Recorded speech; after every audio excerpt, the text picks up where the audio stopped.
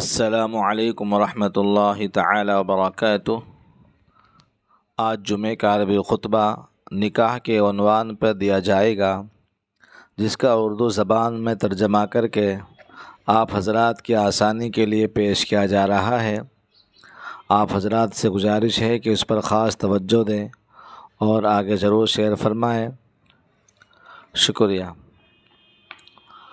الحمد للہ الذی خلق من الماء بشرا فجعلہ نسبا وصہرا واشہد ان لا الہ الا اللہ وحدہ لا شریک لہ واشہد ان محمدا عبدہ ورسولہ وداعیا الی اللہ باذنہ وسراجا منیرا۔ اما بعد، میرے محترم بزرگوں اور دوستوں، اسلام دینی فطرت ہے اور اس کا سب سے بڑا امتیاز انصاف ہے۔ انسان میں موجود فطری طور پر جو جنسی احساسات اور جذبات ہوتے ہیں، ان کی سکونت، ان کی تسکین کے لیے اسلام نے انتہائی مرتب اور جامع نکاح کا جو نظام متعین کیا ہے، یہ بھی اس کے اعتدال پسند دین فطرت ہونے کی دلیل ہے۔ اسلام نہ تو جنسی تسکین کے لیے مرد عورت کے درمیان کسی بھی طرح کے ناجائز حرام کی تعلقات کی اجازت دیتا ہے، اور نہ ہی جنسی تسکین کے جذبے کو سرے سے منع کرتا ہے، بلکہ اپنے عفت و پاک دامنی کی حفاظت اور نسلوں کا سلسلہ جاری رکھنے کے لیے اسلام انسان کو ایک درمیانی راہ اپناتے ہوئے اسے نکاح کرنے کا حکم دیتا ہے، تاکہ اس کی عفت اور عصمت بھی محفوظ رہے اور نسلوں کا بھی سلسلہ چلتا رہے۔ اللہ تعالیٰ ارشاد فرماتے ہیں، اس کی قدرت کی نشانیوں میں سے ایک نشانی یہ بھی ہے کہ اس نے تمہارے لیے تم ہی میں سے بیویاں پیدا کی تاکہ تم ان کے پاس جا کر سکون حاصل کرو، اور تمہارے درمیان محبت اور رحمت پیدا کر دی۔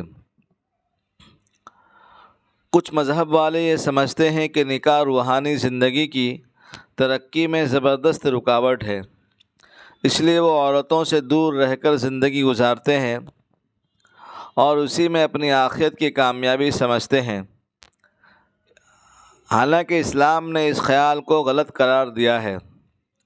بخاری شریف کی روایت ہے کہ ایک مرتبہ 3 صحابہ کرام حضور کی عبادت کا حال معلوم کرنے آپ کی ازواج مطہرات کے گھر تشریف لائے، تو اسے ان لوگوں نے بہت کم سمجھا، اور جب معلوم کیا تو آپس میں کہنے لگے کہ حضور کے مقابلے میں ہماری حیثیت کیا ہے؟ آپ صلی اللہ علیہ وسلم کے اگلے پچھلے تمام گناہ معاف کر رکھے ہیں۔ پھر ان میں سے ایک نے کہا کہ میں ہمیشہ ساری رات نمازیں پڑھوں گا۔ دوسرے نے کہا میں ہمیشہ دن میں روزہ رکھا کروں گا اور افطار نہیں کروں گا۔ تیسرے نے کہا میں عورتوں سے الگ رہوں گا اور کبھی نکاح نہیں کروں گا۔ اتنے میں حضور ان کے پاس تشریف لائے اور آپ کو پوری بات بتائی گئی۔ پھر آپ نے ان سے پوچھا، کیا تم ہی لوگوں نے ایسا کہا ہے؟ کان کھول کر سن لو، اللہ کی قسم، میں تم سب لوگوں سے زیادہ اللہ سے ڈرتا ہوں، اور میں تم سب لوگوں سے زیادہ پرہیزگار ہوں۔ اس کے باوجود میں روزہ بھی رکھتا ہوں اور افطار بھی کرتا ہوں، نماز بھی پڑھتا ہوں اور سوتا بھی ہوں اور نکاح بھی کرتا ہوں۔ سنو، جس نے میرے راستے سے ہٹ کر زندگی گزارنے کا ارادہ کیا وہ ہم میں سے نہیں ہے۔ میرے محترم بزرگوں اور دوستوں، اس حدیث سے ہمیں معلوم ہوا کہ نکاح تقویٰ اور پرہیزگاری آخرت کی کامیابی اور انسان کی روحانی ترقی میں رکاوٹ نہیں ہے، بلکہ وہ بھی اعلیٰ درجے کی پرہیزگاری اور آخرت کی کامیابی کا ایک ذریعہ ہے۔ ایک حدیث میں حضور نے نوجوانوں کو حکم دیتے ہوئے ارشاد فرمایا، اے نوجوانوں کی جماعتوں، تم میں سے جو نکاح کی طاقت رکھے اسے چاہیے کہ وہ نکاح کر لے، اس لیے کہ وہ نگاہ کو پست رکھتا ہے اور شرمگاہ کی حفاظت کرتا ہے، اور جو شخص نکاح کی طاقت نہ رکھے اس کو چاہیے کہ روزہ رکھے، اس لیے کہ روزہ شہوت کو توڑ دیتا ہے۔ حضرت علی رضی اللہ تعالیٰ عنہ بیان فرماتے ہیں کہ نبی کریم نے فرمایا، اے علی، 3 کاموں میں تاخیر نہ کرو۔ نمبر 1، جب نماز کا وقت ہو جائے تو اسے پڑھ لو۔ نمبر 2، وہ لڑکی جس کا شوہر نہ ہو، خواہ وہ کنواری ہو یا بیوہ، اور شادی کے لائق ہو، تو اس کا جوڑا مل جانے پر اس کا نکاح فوراً کر دو، اور جب کسی کا انتقال ہو جائے تو فوراً اس کی تجہیز و تکفین کر دو۔ محترم سامعین، رسول اللہ صلی اللہ تعالیٰ علیہ وآلہ وسلم نے ارشاد فرمایا، جس شخص کے پاس کوئی اولاد ہو تو چاہیے کہ اس کا اچھا نام رکھے اور اسے ادب سکھائے، اور جب وہ بالغ ہو جائے تو اس کو نکاح کر دے۔ اگر اولاد بالغ ہو گئی اور اس کا نکاح نہ کیا تو جس کی وجہ سے وہ گناہ میں مبتلا ہو گئی تو اس کا گناہ باپ پر ہوگا۔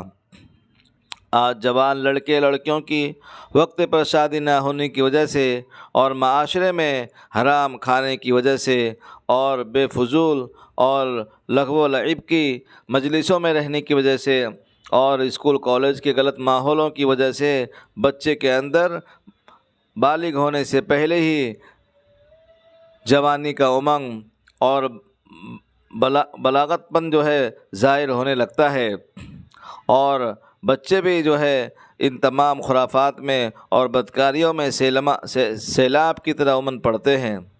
ان دونوں حدیثوں کی روشنی میں ذرا تھوڑی دیر ٹھہر کر سوچے کہ آخر ان تمام گناہوں اور بدکاریوں کی ذمہ داری کس پر عائد ہوتی ہے اور ہمیں کیا کرنا چاہیے۔ اسلام میں 4 تک بیویاں رکھنے کی اجازت ہے۔ قرآن کریم میں اللہ تعالیٰ فرماتے ہیں، جو عورتیں تمہیں پسند آئے تم ان سے نکاح کر لو، 2 سے، 3 سے اور 4 سے۔ یعنی انسان زیادہ سے زیادہ شادیاں کر سکتا ہے، وہ بھی اس شرط کے ساتھ کہ تمام بیویوں کے بیچ برابر سلوک کرے، اور اگر بے انصافی کا اندیشہ ہو تو ایک ہی بیوی رکھے۔ ایسی صورت میں 1 سے زیادہ نکاح کرنے کو منع فرمایا گیا ہے۔ محترم سامعین، نکاح علی الاعلان مسجد میں کرنا سنت ہے اور 2 گواہوں کا ہونا واجب ہے۔ نکاح سے پہلے بہتر ہے کہ لڑکا اور لڑکی یا ان کے گھر والے ایک دوسرے کو دیکھ لیں تاکہ اس نئے رشتے پر ہر ایک کو اطمینان رہے۔ نکاح چوری چھپے نہیں کرنا چاہیے بلکہ اس کا اعلان ہونا چاہیے، اس لیے مسجد میں نکاح کرنا مستحب ہے تاکہ بستی یا محلے سے زیادہ لوگ اس کو جان جائیں۔ ترمذی شریف کی روایت ہے، حضور نے فرمایا، اس نکاح کا اعلان کرو اور نکاح مسجد میں کرو۔ نکاح سے پہلے خطبہ دینا بھی سنت ہے۔ اس کے بعد لڑکا اور لڑکی 2 گواہوں کی موجودگی میں نکاح کا ایجاب اور قبول کرنا بھی سنت ہے۔ اسی طرح نکاح گواہوں کی موجودگی میں حاضر ہونا ضروری ہے۔ گواہی کے لیے خواہ 2 مرد ہوں یا ایک مرد اور 2 عورتیں۔ ہمارے نبی نے فرمایا، جو عورتیں اپنے نکاح گواہ کے بغیر چوری چھپے کر لے وہ زنا کرنے والی ہے۔ محترم سامعین، کسی انسان کو مناسب رشتہ جب مل جاتا ہے اور نکاح کا ہو جانا یقیناً اللہ کی طرف سے ایک بڑی نعمت اور خوشی کی بات ہے، تو اس نعمت پر اللہ کا شکر اور اپنی خوشی کا اظہار ہونا چاہیے۔ اسی مقصد سے ولیمہ کو سنت قرار دیا گیا ہے۔ حضرت انس رضی اللہ تعالیٰ عنہ بیان فرماتے ہیں کہ نبی کریم نے عبد الرحمن بن عوف کے جسم یا کپڑے پر زعفران کا زرد نشان دیکھا تو ان سے پوچھا، یہ کیا ہے؟ انہوں نے کہا، میں نے ایک عورت سے شادی کر لی ہے اور کھجور کی گٹھلی کے وزن کے برابر سونے کو اس کا مہر قرار دیا ہے۔ آپ نے فرمایا، اللہ تمہیں مبارک کرے، ولیمہ کی دعوت کرو، اگرچہ ایک بکری ہی ذبح کر کے صحیح۔ دعوت ولیمہ میں صرف مالدار لوگوں کو بلانا اور انہی کو دعوت دینا بہت برا ہے، بلکہ اس دعوت میں غریب لوگوں کو بھی شریک ہونا چاہیے۔ بخاری شریف کی ایک روایت ہے، حضرت ابو ہریرہ رضی اللہ تعالیٰ فرماتے ہیں، رسول اللہ نے فرمایا، اس ولیمے کا کھانا بہت ہی برا ہے جس میں صرف امیروں کو بلایا جائے اور ضرورت مند غریبوں کو چھوڑ دیا جائے۔ محترم سامعین، نکاح میں فضول رسموں اور فضول خرچی سے بھی بچنا چاہیے۔ حضور اکرم نے ارشاد فرمایا، بلا شبہ سب سے بابرکت نکاح وہ ہے جس میں خرچ کم سے کم ہو۔ دعوت ولیمہ کرنا بے شک مسنون ہے، مگر اس میں فضول خرچی کرنا بالکل غلط ہے۔ شادی کو اسلام نے اتنا آسان بنایا کہ ایک غریب آدمی بھی اس فریضے کو پورے سہولت کے ساتھ ادا کر سکتا ہے، مگر ہم لوگوں نے اپنے معاشرے میں غلط رسموں کو رواج دے کر شادی کو انتہائی مشکل بنا دیا ہے۔ مہینوں سالوں سال اس کی تیاری میں لگے رہتے ہیں۔ بیٹے کو کپڑا دینا، بہو کو کپڑا دینا، ساس کو کپڑا دینا، پورے خاندان کو کپڑا دینا، یا یہ دینا وہ دینا، یہ رسم وہ رسم، تمام رسمیں ادا کرتے ہیں۔ لیکن شریعت کی جو رسم ہے، جو ہر مسلمان کو کرنا چاہیے، وہ آخرت کے لیے ہم چھوڑ دیتے ہیں کہ آخرت میں مرنے کے بعد جو ہے اس رسم کو پوری کریں گے۔ یہ کہاں کی عقل مندی ہے؟ میرے بھائیو، بزرگوں، دوستوں، عام طور پر لوگ بڑی دعوتوں کا انتظام اپنی شان اور بڑائی کو ظاہر کرنے کے لیے کرتے ہیں اور سوچتے ہیں کہ فلاں شخص نے دعوت ولیمہ میں اتنا خرچ کیا تھا تو ہم اس سے بڑھ کر خرچ کریں گے۔ حدیث میں ایسے لوگوں کو اور ایسے لوگوں کی دعوت قبول کرنے سے بھی منع کیا گیا ہے۔ سنن ابی داؤد کی ایک حدیث میں ہے، حضرت عبداللہ بن عباس رضی اللہ عنہ فرماتے ہیں کہ رسول اللہ صلی اللہ علیہ وسلم نے ان لوگوں کا کھانا کھانے سے منع فرمایا ہے جو کھانا کھلانے میں ایک دوسرے سے بڑھنے کا مقابلہ کرے۔ دوسری بات یہ ہے کہ نکاح کے موقع پر لڑکی کی طرف سے ولیمہ کی شکل میں دعوت کرنا مسنون ہے، مگر آج کل ہمارے معاشرے میں بارات کی شکل جو لڑکوں کی طرف سے آتی ہے، ہم لوگ 200 لوگ آئیں گے، 500 لوگ آئیں گے، یہ انتہائی بری رسم ہے جس کے بغیر نکاح کو نامکمل سمجھا جاتا ہے ہمارے معاشرے میں، اور زبردستی لڑکی والوں کے یہاں مہمانوں کی ایک بھیڑ جمع کر دیتے ہیں اور بولتے ہیں کہ ہم نے کھایا ہے تو کھلانا ہی پڑے گا، ہمارے اتنے مہمان ہیں، ہمارے اتنے رشتہ دار ہیں۔ ٹھیک ہے، کیا آپ کو صرف رشتہ داری اور مہمان نوازی شادی میں ہی یاد آتی ہے؟ میرے بھائی، بزرگوں، دوستوں، آپ کو اتنی مہمان کی فکر ہے، اپنے خاندان کی فکر ہے، تو سال ہا سال کبھی بھی آپ بلا کے ایک خاندان کو، ایک رشتہ دار کو آپ کھلا سکتے ہیں، لیکن کسی لڑکی کی طرف سے زبردستی لڑکی کے اوپر بوجھ ڈالنا، یہ اسلام بالکل اس کی اجازت نہیں دیتا ہے۔ اگر ہم سچے پکے مسلمان ہیں اور اسلام پر اللہ اس کے رسول کے مطابق چلنا چاہتے ہیں تو ہم کو ان تمام بری رسموں کو ختم کرنا ہوگا، اور خواہ مخواہ لڑکی والے بوجھ بن جاتے ہیں۔ یہ سراسر ہندوؤں کا غیر رسمی طریقہ ہے جس کی اصلاح کی اشد ضرورت ہے۔ جیسا کہ ابھی آپ نے یہ حدیث سنی، حضرت الرحمن بن عوف رضی اللہ تعالیٰ عنہ اتنے مالدار صحابی تھے، مگر جب انہوں نے شادی کی تو کسی طرح کی بھیڑ جمع کرنے کا اہتمام نہیں کیا، حتیٰ کہ حضور کو بھی اطلاع دینے کی ضرورت نہیں سمجھی۔ اسلام نے نکاح کے معاملے کو کتنا آسان بنایا ہے۔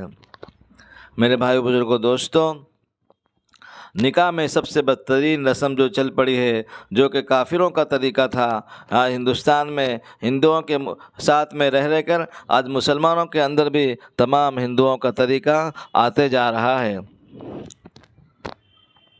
نکاح میں سب سے بدترین رسم جہیز کا لین دین ہے۔ علماء نے لکھا ہے کہ نکاح کے موقع پر لڑکے یا لڑکی والے کی طرف سے مہر کے علاوہ کسی اور چیز کا مطالبہ کرتا ہے، اس کا لینا دینا رشوت ہے، اور رشوت شریعت میں حرام ہے۔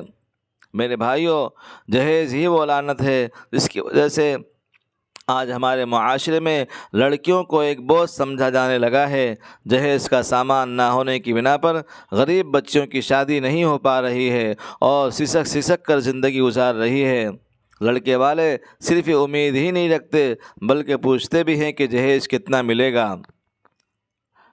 آج تمام مالدار مسلمانوں کو آگے آنا ہوگا اور اپنے بال بچوں کی شادی سنت کے مطابق کرنا ہوگا، اور اس کو سیمپل بنانا ہوگا تاکہ غریب کو بھی احساس ہو جائے کہ ہماری بھی شادی آسانی سے ہو سکتی ہے، ورنہ ہم رشتہ نہیں لیں گے۔ بلکہ پوچھتے ہیں کہ جہیز کتنا ملے گا ورنہ ہم رشتہ نہیں لیں گے۔ ان سے ہم سے واقف ہے۔ آج ضرورت ہے کہ جہیز کے اس رواج کو بلکہ شادی کے تمام رسم و رواج کو ختم کرنے کے لیے ہم سبھی لوگوں کو آگے آنا ہوگا۔ تمام علماء کرام کو، مفتیان کرام کو اور مسجد اور مدرسے کے ٹرسٹیان کرام کو اور جو محلے کے بڑے ذمہ دار بنتے ہیں ان تمام کو آگے آ کر بلکہ عملی طور پر اس کو ختم کرنے کی پوری کوشش کرنا ہوگا، تب جا کے ہمارا معاشرہ اصلی میں اسلامی معاشرہ بن پائے گا۔